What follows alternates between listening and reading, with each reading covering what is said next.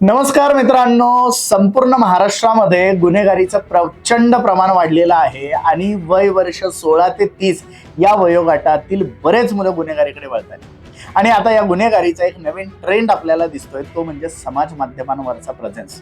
लाखो चाहते, हजारो लाईक्स, हजारो कमेंट्स या सगळ्या या गुन्हेगारांना मिळतात.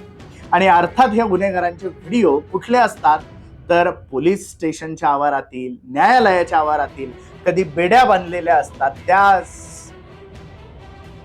कधी बेड्या हातामध्ये बांधलेल्या असतात, त्या सोबतच्या रील्स, कधी या न्यायालयाच्या आवारात मित्रांना भेटताना, सिगरेट फुंकत असताना, अशा सगळ्या रील्स हे गुन्हेगार सोशल मीडियावरती टाकतात आणि त्यातून एक हवा जनरेट करतात आणि त्यातूनच पुन्हा एकदा आपला धाक निर्माण करण्याचा प्रयत्न करतात. आणि हे सगळं कुणाच्या आशीर्वादाने चाललंय तर ते चाललंय पोलिसांच्या आशीर्वादाने.